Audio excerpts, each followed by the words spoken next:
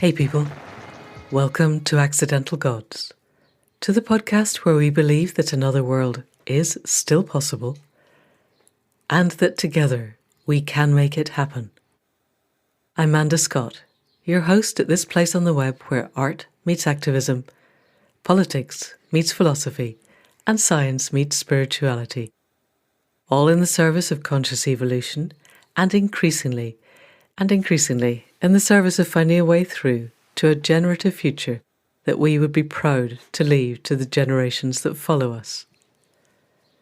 Part of that generative future has to come from how we educate ourselves, whatever age we are, in ways that will maximize our creativity and our capacity to explore alternative ways of doing things. So for a long time, I have been wanting to talk to educators on the podcast.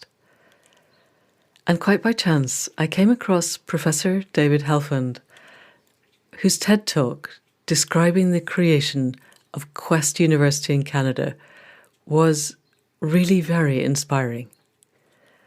So I wrote him an email, and he agreed to come on. So I need to tell you a little bit more about Professor Helfand. He was a faculty member at Columbia University in the US for 45 years, serving nearly half of that time as chair of the Department of Astronomy. He also recently completed a 4-year term as president of the American Astronomical Society. In 2005, though, he became involved with an effort to create Canada's first independent, non-profit, secular university, the Quest University of the TED Talk. He served as a visiting tutor in the university's inaugural semester in the autumn of 2007 and was appointed president and vice-chancellor the following year to lead this experiment in higher education. He completed his term in the autumn of 2015 and returned to Columbia, where he now heads the Committee on Innovative Teaching and Learning. He's also an author, and his first book, A Survival Guide to the Misinformation Age, came out in February 2016. And with all of that under his belt, on his desk, on his plate, he found time to come and talk to us. So people of the podcast, please welcome Professor David Helfand. So, Professor David Helfand, welcome to the Accidental Gods podcast. It's a great pleasure to have you on board. How is life in your part of the world? You're in New York at the moment, am I right? I'm in New York City, and the weather has been delightful for the last week, which is not always the case in the summer in New York. Yay. But you're not having a drought, are you? No, not the western part of the country is very, very dry. Is the drought bit? Yeah, never mind. We're going to fix the world, so then we'll bring the rain back. So, I got to know of you because I listened randomly. This is one of the few occasions when Google sent something useful was they threw your TED Talk at me shortly after I'd expunged everything Google from my hard drive. So I'm very grateful to them having left them behind.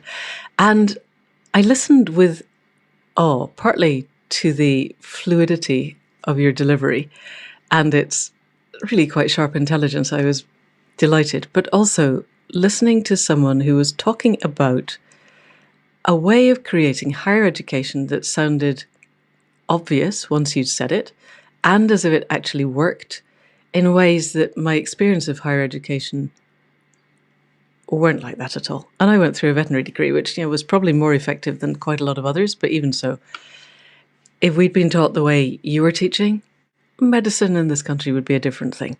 So I'm wondering in the beginning if you can describe a little bit of the university that you were part of setting up and the principles behind it and what led you to being part of it. Well, my becoming part of it was largely accidental. It was certainly not something in my life plan that I was going to set up a new university from scratch.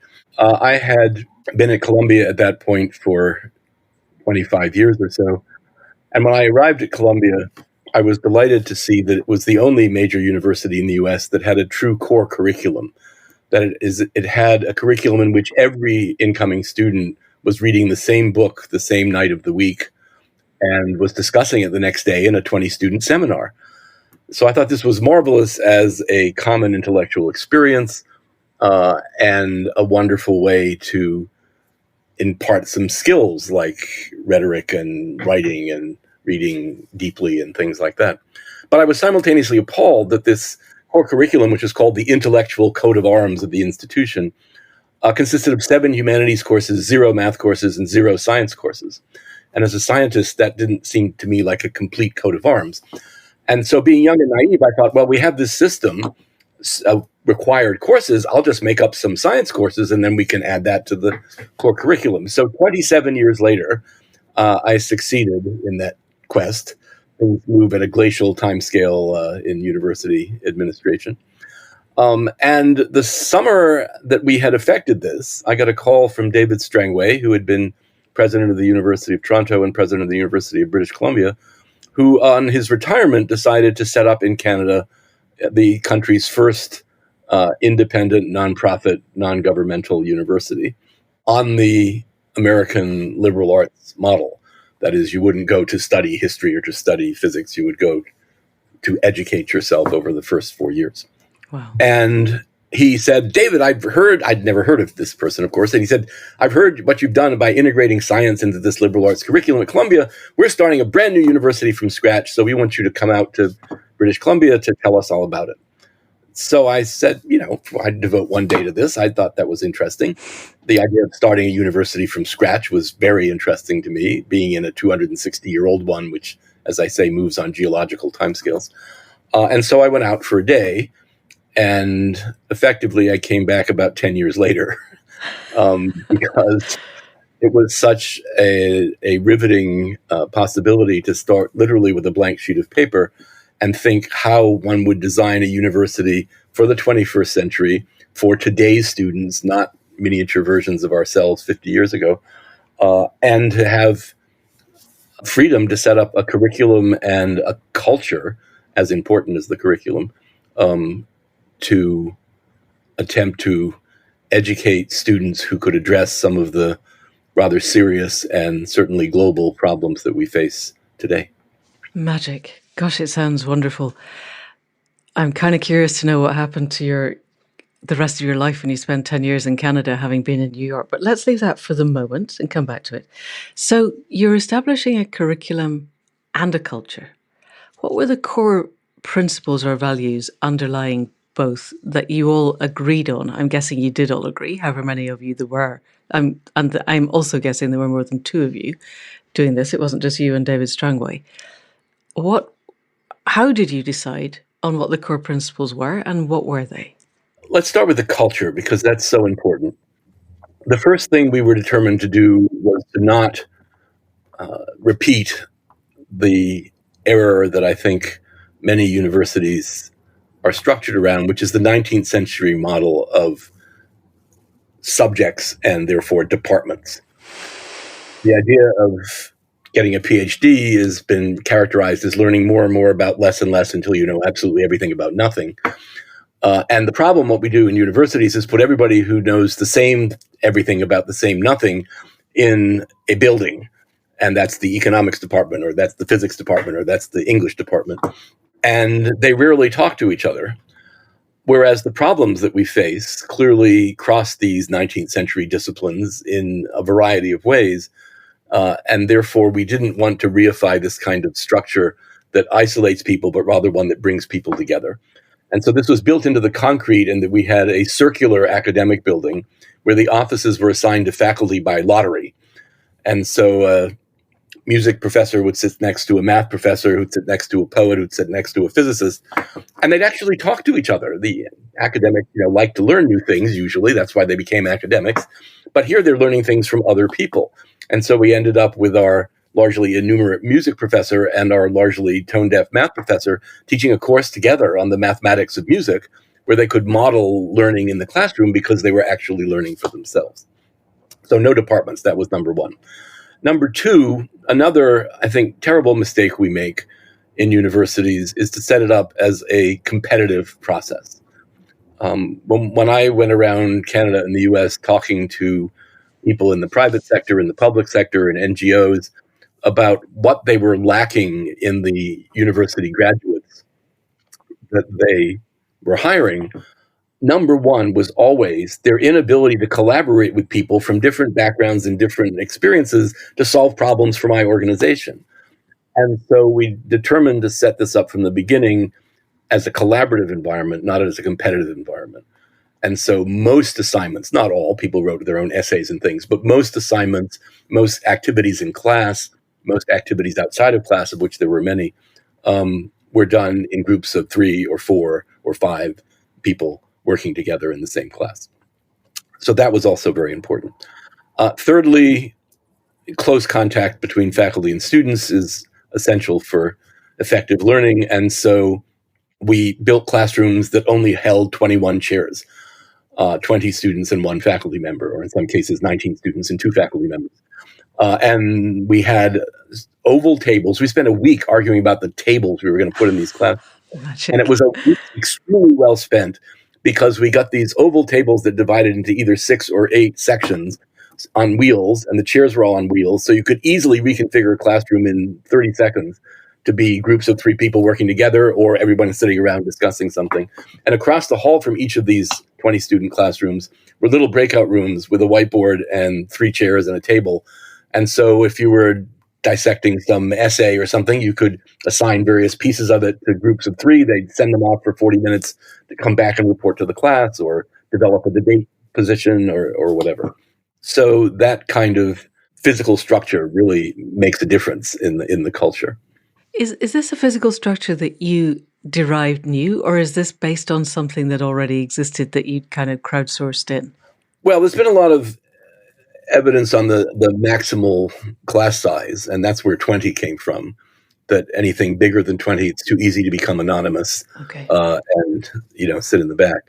But yeah, the building was actually underway when I got involved with this. So the architects had already designed this system. And we did spend a lot of time arguing about the tables, but the concrete was mostly in place at this time. And did it work? Did you find that in the 20 people, nobody became anonymous? That it was possible to really get input in the length of time that you had from each person? And then the question following that is, so you've got your 20 people and 1 member of staff, or 19 and 2. How long in a day are they spending in each other's company? So that was another critical point, which was also decided just as I was arriving. And that is that we would adopt a system that was adopted 50 years ago at one college in the U.S., Colorado College, which is called the block. And so this is a system that designed to abolish the fanciful notion that we multitask really well. We don't multitask well. We have one processor. My laptop has 4 processors, but my brain only has 1 processor. And multitasking really means switching quickly from one thing to another and back again, which is demonstrably highly inefficient and ineffective. And so the Colorado College block system, which we adopted wholesale, is that one takes 4 courses in a term, but one takes them in series rather than in parallel. That is, one takes 1 course at a time. So for an entire month, one is focused on 1 class. The schedule is such that we have 3 hours minimum in class a day, so 3-hour blocks, 9 to 12 or 1 to 4, and assign approximately 5 hours of work outside of class per day. So 8 hours a day, 5 days a week, it's a 40-hour week, right? It's a full-time job, this class. And the class runs Monday to Friday, Monday to Friday, Monday to Friday, Monday to Wednesday, so 3.5 weeks. And then nothing can be due after 5 o'clock Wednesday, and nothing can be assigned for the next block before 5 o'clock Sunday evening. And that gives a real 4-day break, which is very intensive, and it becomes very intensive system, is really necessary to intellectual renewal in that period of time. And did the students just go and hang out on a beach somewhere for those 4 days, or did they find that they were engaged in other stuff? Some of them sleep for 4 days. Some of them go hang out on the beach specifically. We had a beach that they went and hung out, surfing usually, or skiing in the wintertime. Right. So yes, they took full advantage of it. Beautiful. So I have at the top of my pad, who paid for this? Because it sounds like this building in itself is not cheap. No. And I'm wondering, this is a non-government, secular, not-for-profit. You must have had one or more really interesting philanthropists who thought it was a really good idea to educate people. Is that an avenue we can go down? We had one donor who Wow. gave a gift that funded most of the campus construction and the initial startup costs, yes. Goodness. Wow. And it sounds like the kind of thing that if Elon Musk wasn't trying to send rockets into space, that would be a really good thing to do. Oh, we only need a tiny fraction of Elon Musk's worth yet. Well, quite. Yes, a small corner of Twitter would do fine. Although I did read today that he's threatening to back out of that, so maybe he'll have some spare money. So how did you choose the staff and the students for this? Because it strikes me, having worked a little bit in academia, that there are some people who are very safe there. I remember there's some kind of sea cucumber that is quite mobile and has a brain when it's in its, I don't know, larval form. And then it buries itself on the seafloor and loses all its cerebral cortex because it doesn't need it anymore because it's inanimate. And that this was a perfect analogy of getting tenure. That people would think a little bit, learn more and more about less and less till they knew everything about nothing, get tenure, and then they would just erode their brain because they didn't need it. And they were really comfortable like that. And I'm imagining some of the people I know who, if we threw them into what you're describing, they would have had an emotional meltdown. But presumably you were able to pick the people for whom this level of interactivity and excitement and continuous new input was what they genuinely wanted out of academia. How did you find them? Yes, I love that analogy. I'm going to use it frequently in the future. I'll find out exactly what it is that loses its brain. So I was working with Strangway, and he had a few other people, none of whom had been in the classroom for quite a while. They were all like retired university administrators. And they were laying out this curriculum, which we haven't discussed that, and we should. And then they started saying what was going to be in each of the courses they were laying out. And I said, wait, guys. You don't give lesson plans to university faculty. That's what you do with second grade teachers. You have to let the faculty develop this curriculum. And they said, oh, well, we advertised for faculty. And I said, oh, good. What happened? They said, we got 700 applications. I said, that's fabulous. Where are they?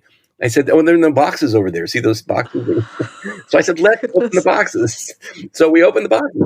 And we identified 3 mid-career faculty who had been teaching at liberal arts colleges in the U.S., and 2 young science faculty who were just out of postdocs. And we thought maybe 2 of them would be crazy enough to come to a university that didn't yet exist and had never offered a degree, et cetera, et cetera. But all 5 of them instantly said yes. Yay. So there are people out there who are frustrated and trying to avoid the sea cucumber state, I guess. So we spent about 15, 17 months, something like that, working together to design the curriculum. Right. Now, the curriculum had 2 major portions. The first was a general education curriculum, which was based partly on my experience, equally balanced amongst science, social science, mathematics, humanities, arts, and language. And so this consisted of the first 2 years, the entire first 2 years, or 16 courses in the students' curriculum. Then, since we didn't have departments, we couldn't have majors, per se, because there was no set of majors because there were no departments. Each student at the end of the second year, in April of the second year, had to come up with a question in the form of a question about which they were curious. Not a question that could necessarily easily be answered, but a question that could lead them on an exploration of a topic. And they would have to design which advanced courses they'd need for this. They had to have an experiential learning block or 2 out in the real world, in a NGO, in a government office, in a law firm, in a business, in a lab, or whatever. And in the final year, they had to present this major piece of work, usually writing, but in the case of the arts, sometimes something else. And then on the last week they were in university, deliver their project to the entire university. Wow. So this it made central another key point of our philosophy, and that is what education should do is to teach you to ask good questions, not to just provide answers. And so that's why we called it the question. And the donor, it's a funny story, the donor who gave most of the money for the institution came to the first graduation. And he was very impressed with these presentations, but we called them the capstone presentations. And he said, I don't like these capstone presentations. And I said, oh, but Stuart, I mean, they're central to what we're doing. He said, oh, I like the process. He said, I just don't like the name. And so thinking quickly, David said, how about Keystone? It's under the arch and you walk out into the world. He said, yes, I like that better. So now they're called Keystones instead of capstones. Okay, that's very cool. And what kinds of questions did people have in that first one? Do you remember any of them? Yeah, so there was an enormous range. There were people who had a question, what is need? And then that means exploring what is need to someone who lives in British Columbia as opposed to someone who lives in Uganda, as opposed to someone who lives in post-Soviet Russia. Another one was, what is happiness? The deep exploration of the Bhutanese, gross domestic happiness issue. But then there were some very specific ones. So one of the strikingly good graduates of the school, her question was, how do local cultural norms affect the delivery of public health services in developing countries? So she went to a Spanish language immersion program in Buenos Aires, and then came back in the summer and worked in health clinics in Costa Rica, both in a rural and an urban setting. And took courses in epidemiology, but took courses in anthropology and sociology, et cetera. And then stumbled onto this brilliant topic for her final paper. There was an outbreak in the Bolivian Amazon of hemorrhagic fever, not Ebola, but a similar hemorrhagic fever, which was devastating. So the World Health Organization, helicopters in the doctors to figure out what's going on. And they quickly did. And that is the local shaman for thousands of years had these big white rats that they would rub on your naked skin to cure you of fever, except the rats carried the fever.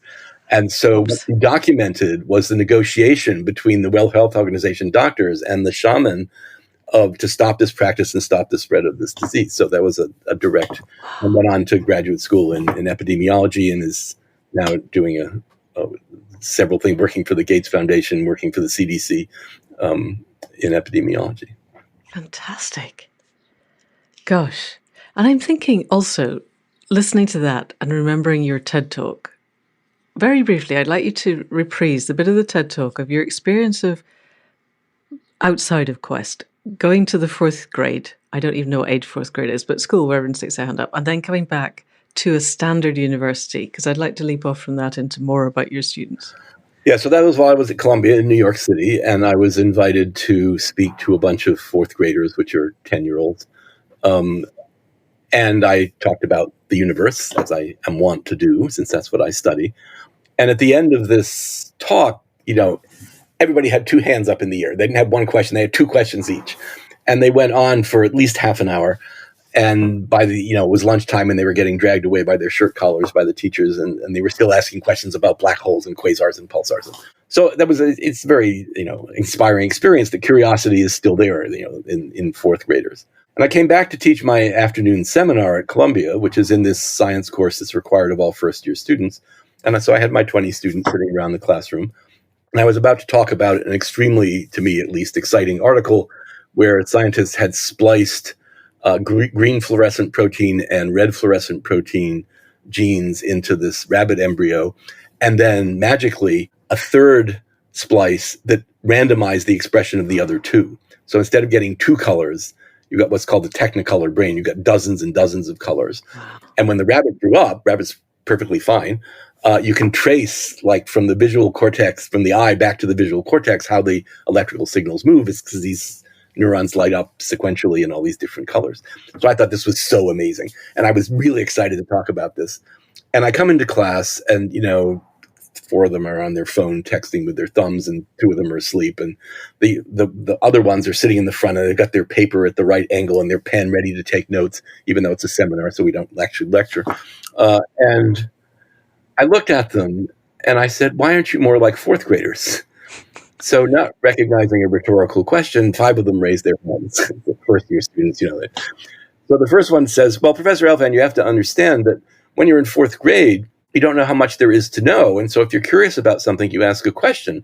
But by the time you get to our age, this is 17, right, then it's sort of an infinite amount of stuff to know. And it's all on Google anyway. So why would you ask a question?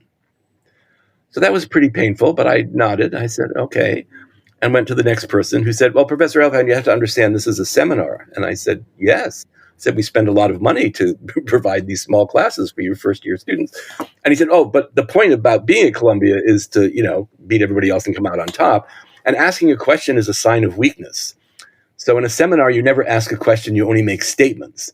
In a lecture where you're anonymous, you can ask a question, but in a seminar, you only make statements.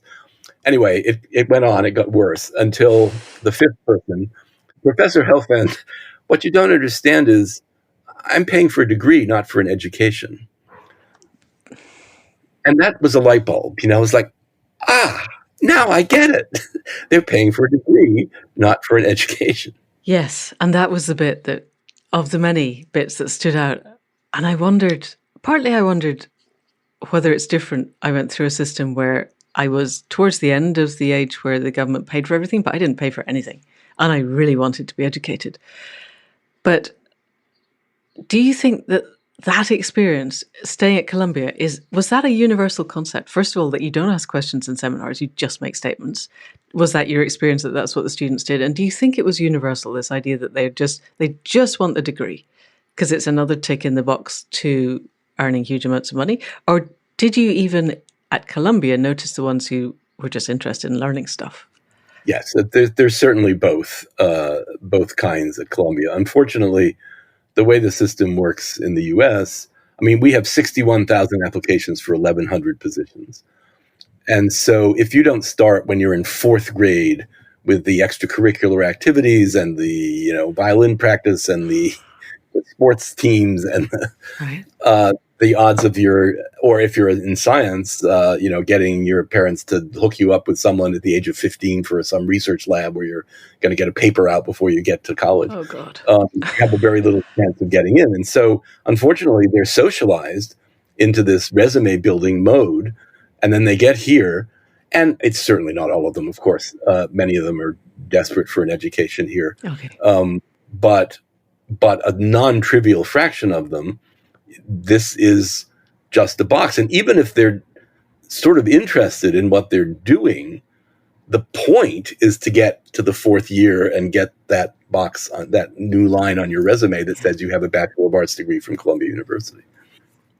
Yeah, which is, given the way the world is going, kind of sad. But is it different at Quest? You have a very different kind of university which advertises itself very differently. I will put a link in the show notes for anyone who's interested. Are the students that you get at Quest much more interested in having an education and sparking their minds in ways they haven't been sparked before? Yeah, so obviously we don't have 61,000 applications for Quest. At the first year, I think we had 80 applications and accepted 70 of them.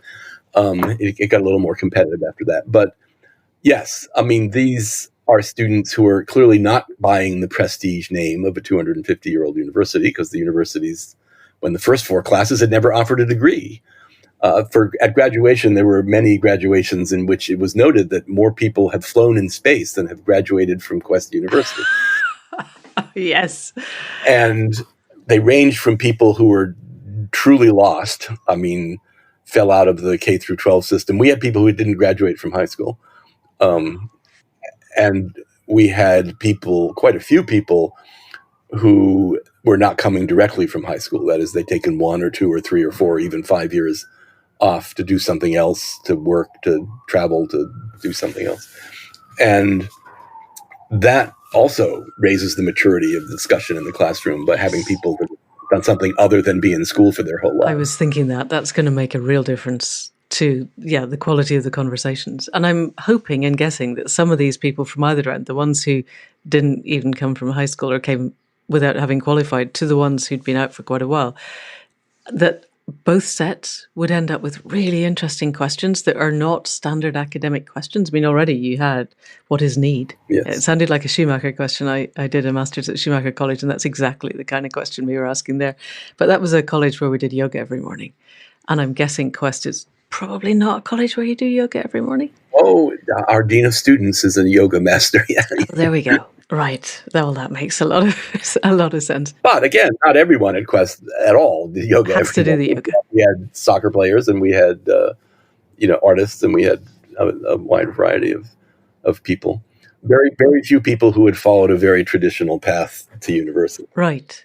And do they then go on? You mentioned the lass who asked the really interesting questions and ended up with the shaman and the rats and is now working in the Gates Foundation. Are they tending to go off and do the really exciting leading edge stuff, do you think? Well, there's a very wide variety of paths into Quest and a very wide variety of paths out of Quest.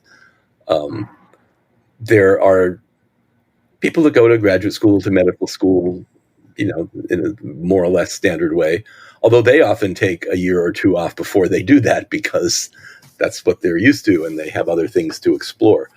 There are people that work for the National Park Service of Canada. There are people who run restaurants. There are people who do very high-level cybersecurity stuff in the States. So it's a very, very broad range of potential outcomes. People who teach high school. Okay. And so one of the aims that you had was to create students fit for the 21st century. And last week I was talking to a lovely man who's a child psychiatrist, psychotherapist. And a lot of what he's getting now is children of school age, so your 10th grade and up to 18, who are basically not interested in education anymore because they think they're being gaslit by the education system, which is telling them that they're going to go out and get a mortgage and a house and a steady job in a world that they can see is on the verge of a lot of tipping points. And he's finding himself being confronted by super bright kids who are going, I read the science, there's no point. And I go into class and my teachers just smile at me and give me more calculus homework. And why am I doing this? And I'm wondering, at the undergraduate level that you're teaching at Quest, how you and the students are perceiving the world that they are stepping into and whether that has changed in the 10 years since your TED Talk back in 2013. Yes, I would say the change is quantitative, not qualitative. The urgency of the situation and the severity of the situation has become more apparent to students today than 10 years ago. But of course, the students we have at Columbia, they're on that resume building path. And so to the extent that they do, and many of them do, feel a real obligation to address issues of social inequality, climate change, et cetera, et cetera, et cetera. They want to do that by getting to the top of some pyramid, politically, medically, whatever, so they can have an influence. Whereas the Quest students were a little more, for the most part, a little more bottom up. They wanted to start local community organizations or something like that, right? Or work for startup companies that are engaged in environmental issues or something like that, rather than thinking they're going to become the governor or the senator or the head of the hospital system or something like that. Okay, yes. So from the sound of things, with my particular perspective, which is not necessarily mainstream, it sounds as if Quest is creating people who feel to me as if they're more likely to be at the edge of solutions than the standard education system is. We end up with two similar but distinct models of teaching young minds how to think, how to engage with the world, how to be in the world. The Quest model, which is block-based and feels to me as if it's really engaging people at the level of edges, that edges are where unique things happen and that you're creating edge people. That probably could do with a bit of unpicking, but let's leave that at that. And that the standard education model is much more creating people who are, as you said, aiming for the top of the pyramid, and they're probably aiming by whatever is the most direct route, and they're not exploring the edges. And I live in a belief system where edge people are likely to lead all of us to the edges where emergence into a new system might happen, because the current system is crumbling and is not sustainable in its current form. And I think we need total systemic change, and that just evolving the system a little bit is probably not going to work. Given that premise, and you don't have to necessarily accept the full premise, I'm wondering how we go about creating systems of education across the world, but definitely in the dominant culture of the global north, that will create the kinds of people that we need to help us evolve into a new system? Yes, well, I think the first thing I'd say is there may be a difference between edges and boundaries. So I would use the phrase boundaries now within the academic system. There are boundaries that are inimical to solving the problems that we need to solve. And dissolving those boundaries, or smashing them down preferably, uh, is an important way to go. So, for example, I have developed a model, which I doubt will ever be implemented because I've done my one thing here in 45 years, right? And the glacial pace of things, such as it is, suggests it won't. But we bring in students who might have some interest in science. And what do?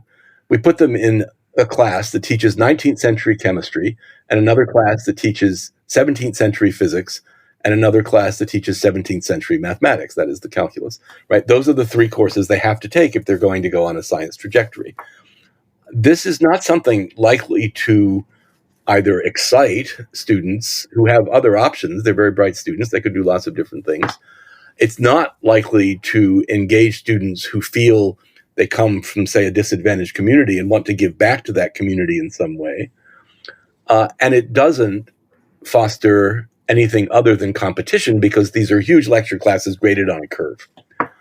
So the model I developed is partially based on the Quest idea, but working within the system that we have, where we have departments and people have to learn things, that students come in and they're given a problem in the first 8 or 10 weeks that they're here. Let's say the problem is climate change. Well, you have to learn a lot of chemistry, you have to learn a lot of physics, you have to learn some oceanography, you have to learn what an algorithm is, and to build a little computer model so you can see how climate interacts in various ways. And so you have a team of faculty who include a chemist and a biologist and a physicist and a mathematician and a computer scientist. And they work collaboratively to address some small aspect of this. And then you switch. Then maybe it's interest in messenger RNA vaccines, right? Because that's a relevant topic. So the next 10 weeks, you spend exploring that. So you have to understand the biochemistry, the chemistry of biological molecules, and you have to understand maybe even a little sociology as to why vaccine resistance is so great in the current culture, et cetera, et cetera. And so you build a cohort of people who are used to working together on disparate problems that are relevant to themselves and to their community and to the future of the planet. And in the process, you teach them all the same material you would teach them in Calculus 1, Physics 1, and Chemistry 1. It's just done in a more engaging way. I asked the person who teaches the big introductory chemistry class, how much does a student in the first semester of general chemistry, how much of that semester do they need to succeed in subsequent chemistry courses? And she thought for a minute and she said, 2 weeks. Yes, and you'd think, well, why has nobody redesigned it? Because really, do we need to know 18th century chemistry? This is ringing quite a lot of bells. When I was involved in teaching anesthesia at Cambridge, we were looking a lot at the Harvard Medical School, I think, where the students would come in first year, and instead of having anatomy, physiology, biochemistry, they'd be given, okay, diabetes. We're going to study diabetes, and you have to get to know all of these things. So it feels Project. Yeah, it's called project-based. Yeah, and you can do it in teams. And I'm also remembering a book I read probably about 10 years ago called Reality is Broken by Jane McGonigal.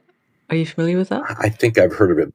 It's about gamification, where her stats were that the average child would spend something like 10,000 hours in school in their kind of school life, but they would spend 200,000 hours on their playing games. Something that wasn't quite like that, but it was a phenomenal amount more. So therefore we have to turn school into a game.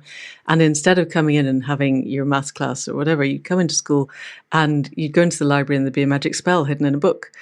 And you'd have to sort the spell, solve the spell. And in order to solve the spell, you'd have to go to someone in a class above you to get them to explain a bit of maths to you. And you'd have to go and get a bit of chemistry and make all the ingredients and learn ratios and all of that stuff. And you would come out knowing all the stuff about chemistry and maths and physics, but you'd have done it as part of a game, and you'd go home and play school instead of going home and playing World of Warcraft, which struck me as an incredibly bright idea. And I can't figure out why we're not all doing it, except that politicians would probably get terribly upset with the idea that children were actually having fun at school, because they seem to think school should be horrible. And I'm also thinking, is it possible to gamify what you're doing, and that might be quite an exciting thing to do? Well, so just for the political reason you suggest, we don't call it gamification. We call it simulations. So we do simulations. So here's an example from Quest, one of my most favorite moments at Quest. So we were talking about planets, finding planets around other stars. Like, this is a major new development. 25 years ago, we didn't know there were any planets outside of our solar system. Now we know there's hundreds of billions of planets in the galaxy. They're everywhere. And so how do we do that? It's really hard, because stars are really bright and planets are really faint, and they're right next to each other. That's why they go around, right? So it's really, really hard. So I said, what do we need to know? Well, we need to know how planets move. And I said, so you have to figure out how planets move. I didn't tell them that Kepler existed. I didn't tell them there were 3 Kepler's laws of planetary motion. I just gave them the simulation, which was fairly elaborate in that it allowed just orbiting things, and you could change 10, 12 different parameters. So the issue is determining how planets move. And there are 10 or 12 different parameters you can vary in this simulation, one of which is what's called the inclination of the orbit, where the planet is coming towards you and away from you as it orbits its star, or whether it's going around in a circle perpendicular to that as it orbits its star. And this one student didn't get it. And so, but her other 3 compatriots did. And so one of them was the sun, and the other one ran around like a planet, and the third one put her on the floor and then gradually raised her up, so she saw her perspective change and could see how it would make a difference to the orbit. Anyway, they went on like this, and I gave them a series of questions that try this, try this, try this, but I didn't tell them anything else. They went on for 3 hours, for the entire 3-hour class. And then it was time for lunch, and I said, well, it's 12 o'clock. And they said, no, that's all right, we're almost done. And at 3 hours and 40 minutes, one of the groups got up and they wrote Kepler's 3 laws on the board, not knowing that there were 3 laws, not knowing they were Kepler's laws. But they figured it out the way Kepler did, by looking at data. And you have an advantage of a computer simulator, which Kepler didn't have, but nonetheless. And the point is that they won't remember a year from now or 20 years from now where the big G and the 4 pi squared goes in Kepler's 3rd law. And who cares? Because you can look that up pretty easily. What they will remember is that you can take observations, cast them in a mathematical form, and then use that mathematics to predict other behavior, to see if it works and to see if your model is correct. And that's the essence of what you need to do to solve problems. Again, you need to learn to ask the right kinds of questions. Yes, and they will remember forever that they were able to work that out. That's the huge dopamine serotonin hit that we all get when we've solved a problem that felt intractable. And then you can come back and go, hey, look, this guy centuries ago did the same, but he probably took 20 years and only had a slide rule. Didn't even have a slide rule. So fantastic. Yeah, no, possibly that's true, not even that. So you said about dissolving boundaries, which struck me as really interesting. And leaving aside that there's an obvious boundary of someone as bright as you gets their one big idea in 45 years and they're not allowed to have any more, that's a big boundary. Seriously, David, how do we dissolve the boundaries that seem to me quite locked in our limbic systems? They're boundaries that keep people sheltered and safe within known parameters, and they need to go if we're going to get the creative flow that we need to imagine our way and then walk our way forward. You seem to me to be a person who's thought quite a lot about dissolving boundaries. Yes, well, my standard critique of university faculty is that they think the system must be perfect because it produced them. And that's why nothing changes in academia. And the reason that that's a disaster is because 98% or so of their students don't want to be like them, aren't ever going to be like them. They're going to be out in a different world where they have to solve actual problems by collaborating with people from different backgrounds and disciplines. And so that, to me, is the central problem of universities. Now, there are other kinds of boundaries in society that are equally pernicious, but my expertise is within university. So yeah, let's deal with where you're at. So yes, so how would we create exactly. You said, I think, quite near the beginning that one of the problems was that universities kicked out people who didn't know how to collaborate, and we need to create people who absolutely want to collaborate and know how to do it. And I've just a while ago finished reading David's Graeber and Wengrow, The Dawn of Everything. One was a social anthropologist, one was an archaeologist. And pretty much in the first dozen pages, they're saying, we both had to keep very, very quiet about the fact that we were collaborating outside our fields because it would have been catastrophic for our academic careers. And that's just insane. So have you thought of ways that we can shift this quickly enough to make enough of a difference that perhaps this system survives, or that we can evolve into a new system before we all drop off the edge of the cliff? Yeah, quickly enough. That's a big challenge, I'm afraid. Well, as you know, I'm an anti-tenure advocate. I don't believe that universities should have tenure, and but more importantly, I think, is the reward system in universities. And it's embedded in the language. We talk about teaching loads and research opportunities.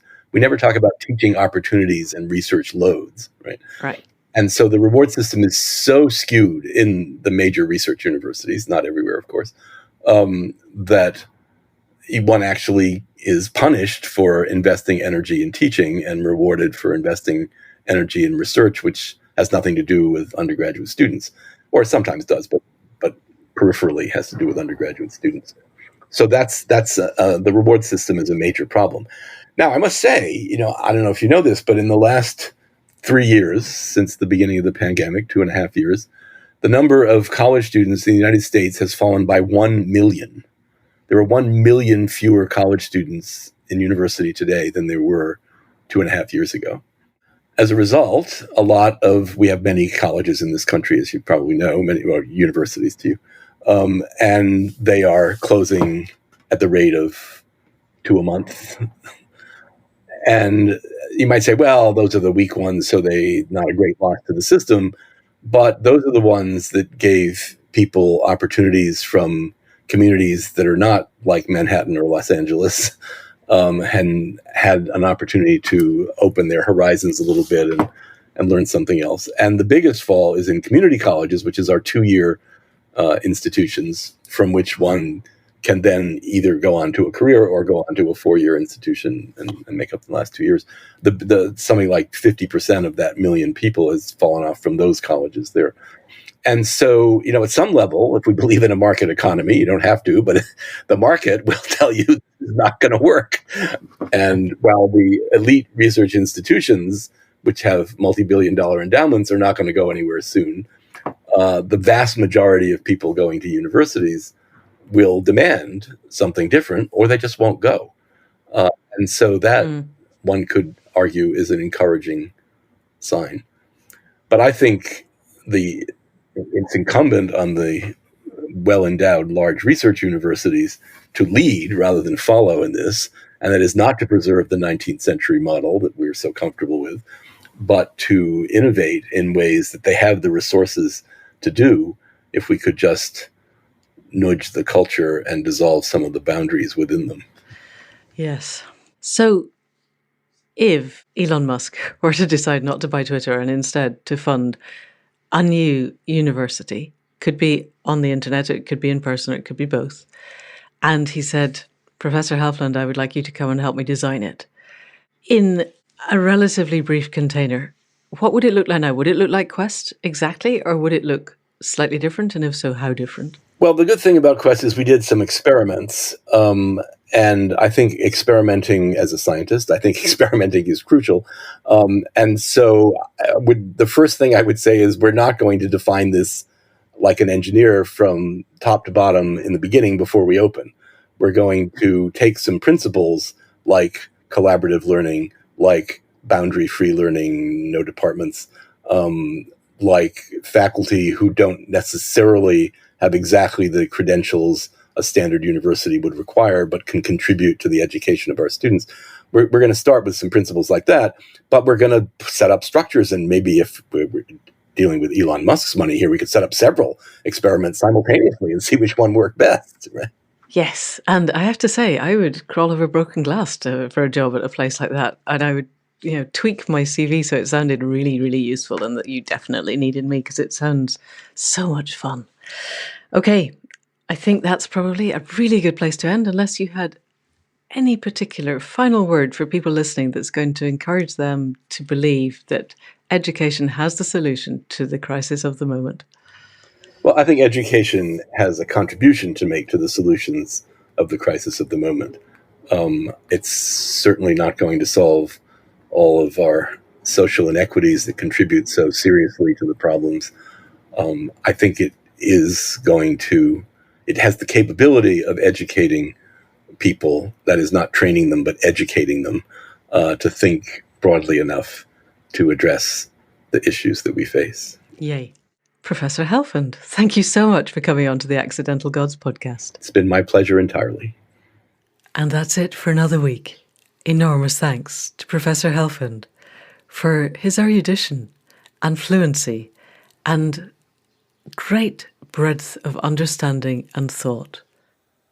Talking to Louis Weinstock last week really helped me to realise the extent to which our current education system is wholly unfit for purpose and utterly unfit for the future that we're facing.